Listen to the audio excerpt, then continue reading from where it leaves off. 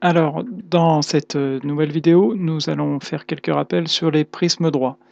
Alors, la définition d'un prisme droit, c'est un solide donc qui a deux faces parallèles et superposables qui sont des polygones. Donc des polygones, je rappelle que ce sont des figures du plan qui ont au minimum trois côtés, ou quatre ou cinq, donc soit un triangle, soit un quadrilatère, soit une figure à cinq côtés, ça s'appelle un pentagone, ou six côtés ou sept côtés.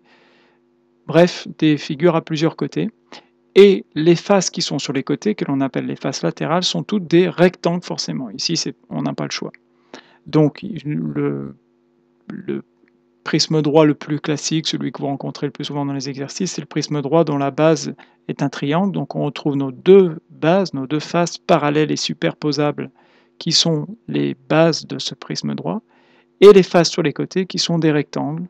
Ici, nous avons un autre exemple de prisme droit dont les bases sont des polygones à 5 côtés, c'est-à-dire ici des pentagones, et on voit que toutes les autres faces sont aussi des rectangles. Enfin, on voit, si on a l'habitude de voir sur la perspective, sur les dessins en perspective cavalière, et donc c'est une habitude à prendre. Alors, dans le patron d'un prisme droit, on retrouvera, ici on a un exemple de prisme droit avec une face avec une base qui est un polygone à 5 côtés, donc un pentagone. On retrouvera nos 5 faces latérales qui sont des rectangles et nos deux bases qui sont ici des pentagones. La formule de volume, c'est la même pour le cylindre et pour le prisme, c'est l'aire de la base fois la hauteur. Alors évidemment, il faudra connaître l'aire de la base. Dans l'exemple qui est dessiné ici, c'est l'aire d'un pentagone. En général, nous n'aurons pas à calculer l'aire du pentagone, elle sera souvent donnée. Par contre, il se pourra que nous ayons un prisme à base triangulaire, et dans ces cas-là, on aura besoin de savoir calculer l'aire du triangle pour ensuite multiplier par la hauteur. Et c'est pour ça que nous avons vu avant, notamment, comment on calculait l'aire d'un triangle. Alors voyons une petite animation GeoGebra pour bien se rendre compte de ça. Alors j'ai dessiné une face qui est un pentagone ici, et je retrouve en perspective ma face ici en 3 dimensions. Et j'ai tracé en perspective cavalière avec GeoGebra notre prisme droit dont la base est ce pentagone. Donc on retrouve bien nos deux bases ici et là parallèles et superposables. On voit qu'elles sont parallèles puisque chaque arête ici est parallèle et de même longueur à l'arête équivalente dans la face du dessous. Cette arête-là sera parallèle et de la même longueur à celle-ci. Cette arête-là sera parallèle et de la même longueur à celle-ci. Celle-ci et celle-ci aussi. Et enfin l'arête JF et EA aussi. Donc si toutes les arêtes du polygone du haut sont parallèles et superposables à toutes les arêtes du polygone du bas, eh bien ça veut dire qu'ils sont superposables et qu'ils sont parallèles en perspective.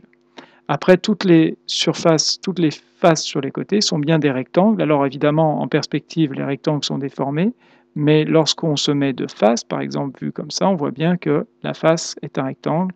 De même, cette face-là est un rectangle, et les autres faces sont aussi des rectangles. Donc voilà, en perspective cavalière, un prisme droit. On remarque évidemment il y a des arêtes en pointillés. Alors suivant, celui-ci est relativement compliqué, donc il faudra savoir tracer par exemple un prisme droit dont la base est un triangle en perspective cavalière. Voyons ce que ça donne lorsque l'on déplie le patron, donc lorsque on va mettre à plat toutes les faces. On retrouve bien, comme dans l'exemple du cours, on retrouve bien donc notre base. Sur C, le plus simple, ça sera quand vous voudrez tracer le patron, de tracer votre base avec les vraies grandeurs, les vraies mesures. En général, ce sera un triangle ou un carré ou un rectangle. Puis de tracer, coller contre chacune des arêtes de cette base, coller les rectangles. Alors ces rectangles n'ont pas tous la même largeur, puisque la largeur correspond simplement à l'arête de la base. Par contre, ils ont tous la même longueur, ou ici c'est la longueur parce qu'elle est plus grande, mais cette longueur-là, en fait, correspond à la hauteur, tout simplement, du prisme. Donc la hauteur qui est ici doit être exactement la même que la longueur ici des rectangles, puisque l'on voit bien, quand on replie le patron, que ces arêtes sont les mêmes. Et enfin, il ne faudra pas oublier Une fois que vous aurez tracé votre base avec les 5 rectangles ou 6 rectangles ou 7 rectangles, si c'est une base à 6 côtés ou 7 côtés, les 6 rectangles, les 5 rectangles ici qui touchent les 5 arêtes, il ne faudra pas oublier de tracer la deuxième base sans se tromper de sens. Alors là, c'est un exemple volontairement compliqué pour qu'on voit un prisme droit un peu compliqué, mais on va voir ce que ça donne lorsque c'est un triangle. Alors justement, je vais pouvoir, sur GeoGebra, bouger mes points là de ma face de départ. Et donc ici, je peux très bien choisir de... Déjà, qu'est-ce qui se passerait s'il n'y avait que 4 côtés? Alors, bon là, j'ai une figure qui... Je vais essayer même carrément de faire une figure qui ressemble à un carré. Si je fais un prisme droit dont la base est un carré, eh bien, je vais retrouver une figure que l'on a vue précédemment et qui est tout simplement un parallélépipède rectangle. Voilà. Donc, on l'a bien marqué, je l'ai marqué dans le cours, le parallélépipède rectangle, c'est un cas particulier d'un prisme droit. C'est un prisme droit dont la base est un rectangle, ici même, ça ressemble à un carré, mais voilà. Et que se passe-t-il si carrément je regroupe mes points pour que la base, la surface de départ, soit un triangle? Alors dans ces cas-là, on obtiendra un prisme à base triangulaire, voilà, qui est beaucoup plus classique dans les exercices. Bon là, c'est pas tout à fait le cas parce que j'ai pas tout à fait collé les points entre eux. Et dans ces cas-là, si on déplie le patron, alors là, ça ne marche pas, parce qu'en fait, il y a d'autres faces et que du coup, elles sont superposées. Mais on retrouverait, si on dépliait le patron, nos 3 faces latérales et notre deuxième base qui serait le triangle. Alors, essayons de faire un exercice qui pourrait être un exercice que vous pourriez avoir, par exemple au brevet. Voilà, vous avez un solide qui correspond en fait à une piscine. Donc on vous a donné 2 mesures, la largeur ici, qui va être de 12 mètres, et la longueur qui va être de 25 mètres. Donc c'est une grande piscine, type piscine que l'on trouve, pas de piscine de particulier en général, ou alors quelqu'un qui a vraiment une grande piscine. On vous donne les profondeurs. Alors les profondeurs, ça va être au moins profond ici 0,80 mètres, et la profondeur la plus grande ici 2,20 m. Donc il faut être capable de repérer que ici c'est la mesure qui est là, 2,20 m, et 80 c'est la mesure qui est là. Alors on vous demande de calculer le volume d'eau qu'elle contient. Alors pour calculer le volume, il faut déjà avoir repéré que ce solide, en fait, cette piscine, c'est un prisme droit. C'est un prisme droit dont la base ici est un polygone à 4 côtés. Alors c'est pas un rectangle, c'est pas un carré, c'est un polygone qui a 2 côtés opposés parallèles, et donc c'est un trapèze. Et puis on retrouve l'autre base derrière qui est le même trapèze, et toutes les autres faces sur les côtés qui sont bien des rectangles. Donc ce solide est un prisme. Donc pour calculer le volume de mon prisme, la formule c'est l'aire de la base fois la hauteur. Mais il faut bien avoir compris que la base, c'est pas le sol de la piscine, mais c'est bien la surface ici qui est le trapèze. Alors, il faut donc calculer l'aire du trapèze. Alors, vous n'avez pas forcément à retenir, on ne l'a pas rappelé avant, la formule de l'aire d'un trapèze. Vous pouvez regarder dans votre livre, vous allez la retrouver. Je vais dessiner mon trapèze ici, vu de face. Qu'est-ce qui se passerait? Comment fait-on pour retrouver l'aire d'un trapèze? Alors, soit vous connaissez la formule de l'aire d'un trapèze, qui va être petite base plus grande base, fois le tout fois la hauteur divisé par 2. Alors petite base, c'est quoi? C'est la valeur qui est là, on appelle ça la petite base. La grande base, c'est la valeur qui est là. La hauteur, c'est ça. Et il faudra additionner la petite base plus la grande base, multiplié par la hauteur et divisé par 2. Alors comment fait-on pour retrouver cette formule? Tout simplement, imaginez que l'on colle un deuxième prisme droit, un deuxième, pardon, trapèze avec exactement les mêmes dimensions.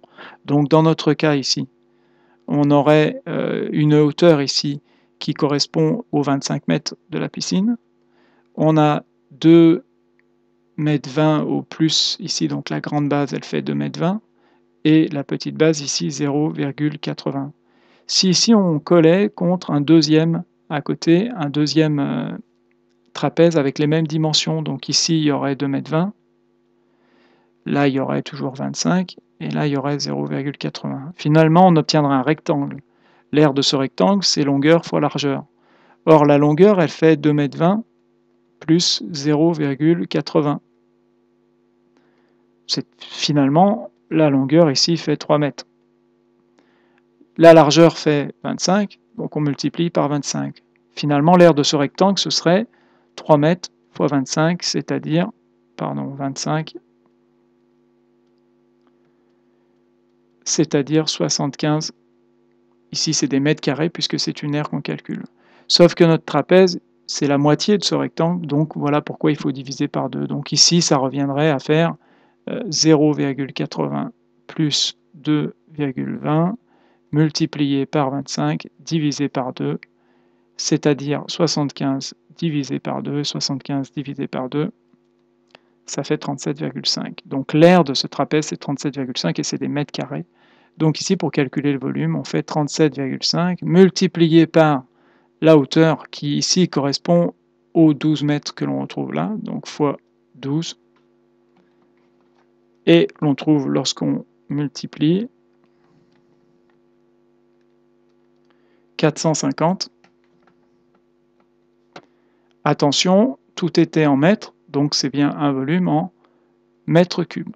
Alors si on vous demande, ce n'était pas demandé ici, mais si on vous demande le volume en litres, pour avoir une idée du nombre de litres, je rappelle une partie du tableau de conversion que vous devez connaître. Vous avez les mètres cubes.